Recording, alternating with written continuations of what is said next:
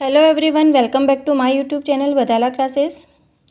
Second grade second paper subject science, जिसकी first unit थी cell and molecular biology, जिसमें अपन ने प्रोकैरियोटिक कोशिका, यूकैरियोटिक कोशिका, इनके फंक्शंस क्या थे, इनमें डिफरेंस और जो सेल मेम्ब्रेन होती हैं उसके अपन ने मॉडल्स कंप्लीट किए थे। आगे देखना है अपन को structure and functions of cell organelles, जो कोशिकांग होते हैं उनकी संरचना क्या होती हैं और उनके वर्क क्या होते हैं, और कौन कौन सी डबल मेम्ब्रेन युक्त सेल ऑर्गेनेलीज कौन से होते हैं, सिंगल मेम्ब्रेन युक्त कौन से होते हैं और मेम्ब्रेन लेस कौन से होते हैं। तो फर्स्ट अपन देखते हैं डबल मेम्ब्रेन बाउंड ऑर्गेनेलीज।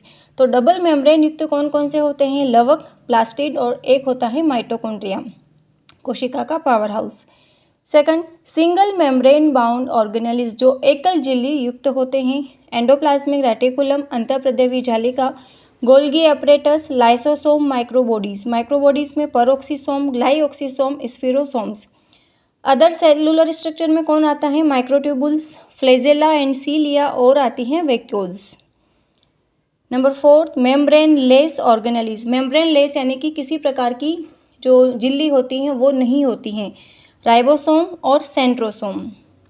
तो फर्स्ट अपन स्टडी करते हैं डबल मेम्ब्रेन बाउंड ऑर्गेनेलीज, लवक, प्लास्टिड।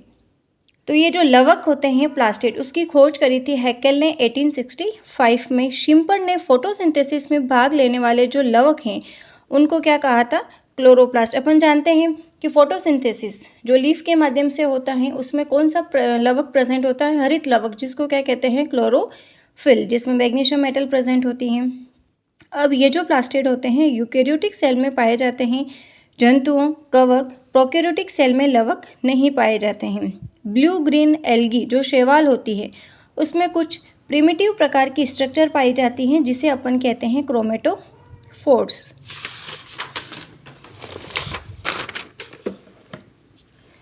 अब टाइप्स ऑफ प्लास्टिड, लवकों के प्रकार। लवक जो होते हैं वर्णक विहीन तथा वर्णक युक्त हो सकते हैं, कोई रंग प्रदान करता है, कोई रंग प्रदान नहीं करता है। तो फर्स्ट देखते हैं अवर्णी लवक, ल्यूकोप्लास्ट, वर्णी लवक, क्रोमोप्लास्ट, हरित लवक, क्लोरोप्लास्ट।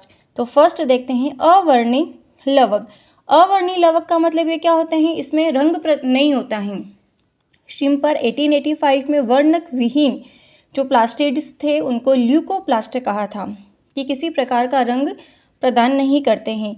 यह वर्णहीन, छड़ाकार, गोलाकार, अनियमित आकार के होते हैं। इनमें जो संग्रहित कार्बनिक पदार्थ होता है उसके अनुसार वापस ये तीन प्रकार के अधिकांश में लेमिली पाए जाते हैं। फर्स्ट हैं जैसे एमाइलोप्लास्ट, इलियोप्लास्ट, एल्यूरोप्लास्ट या प्रोटीनोप्लास्ट। अब ये क्या होते हैं, अवर्णी लवक। एमाइलोप्लास्ट क्यों कहते हैं, एमाइलोप्लास्ट का मतलब ये जो भी लवक होते हैं इनमें जो संचित भोजन होता है वो स्टार्च होता है, जैसे आलू के कंद हैं। इलियोप्लास्ट संचित भोजन ऑयल या फैट के रूप में सरसों, मूंगफली के सीड्स। एल्यूरोप्लास्ट या प्रोटीनोप्लास्ट, इसमें संचित भोजन प्रोटीन्स हैं, दाल के जो कोटिलिडन्स होते हैं उसमें प्रेजेंट होते हैं। और इसका एल्यूरोप्लास्ट का एग्जाम्पल है एंडोस्पर्म ऑफ क्लस्टर्ड सीड। तो ये क्वेश्चन पूछा हुआ था, एंडोस्पर्म ऑफ क्लस्टर्ड सीड्स किसका एग्जाम्पल है, ल्यूकोप्लास्ट का। ल्यूकोप्लास्ट में भी प्रोटीनोप्लास्ट। जब किसी भी पादप को लंबे समय तक अपन अंधेरे में रखते हैं तो इसमें जो रंगहीन एटियोप्लास्ट बन जाता है उसको कहते हैं एटियोप्लास्ट। इसमें वसाएं और वाष्पशील ऑयल्स होते हैं। प्रकाशित, अगर वापस उसको प्रकाश में रख देंगे तो वापस ये चेंजेस हो जाते हैं। तो ये चीज़ ध्यान रखनी। एटियोप्लास्ट किसको कहते हैं कि लंबे समय तक अगर अंधेरे में रखा जाता है तो इसमें एक रंगहीन एटियोप्लास्ट बन जाता है। सेकंड आता है वर्णी लवक, क्रोमोप्लास्ट।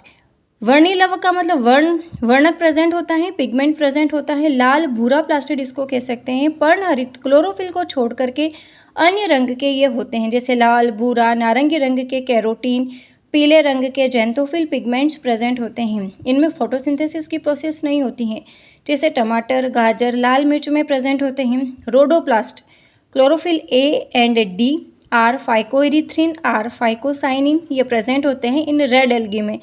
तो ये अपन को ध्यान में रखना है। रोडोप्लास्ट, एक रोडोप्सिन प्रेजेंट होता है।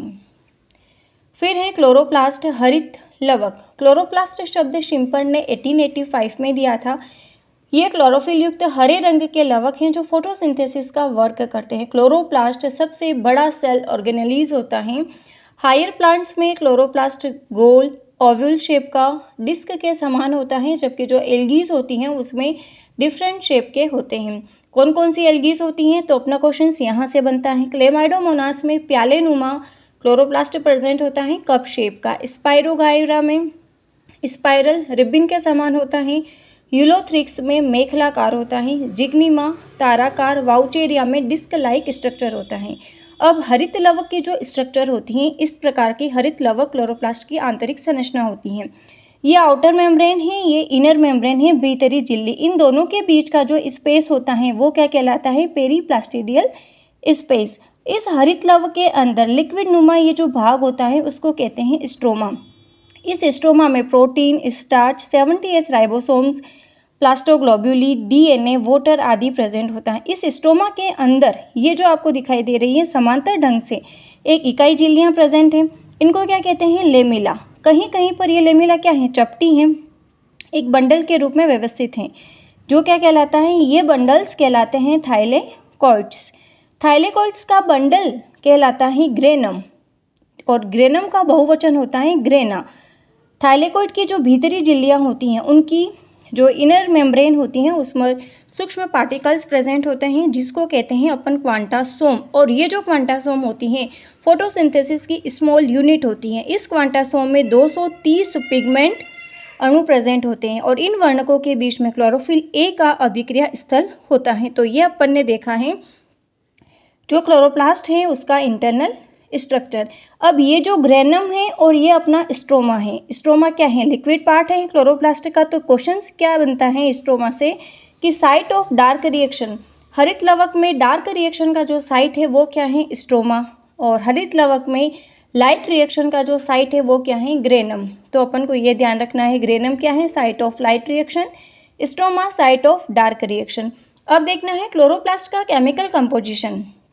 केमिकल कंपोजिशन क्या है क्लोरोप्लास्ट का, 40 से 50% प्रेजेंट होती हैं प्रोटीन, 23 से 25% फैट, 0 से 0.3% डीएनए, 4% होता है आरएनए, 6 से 10% क्लोरोफिल, 1 से 2% carotenoids, iron, zinc, manganese, magnesium, copper, ये सभी सूक्ष्म मात्रा में प्रेजेंट होते हैं। तो आज अपन ने क्लोरोप्लास्ट कंप्लीट किया है, प्लास्टिड।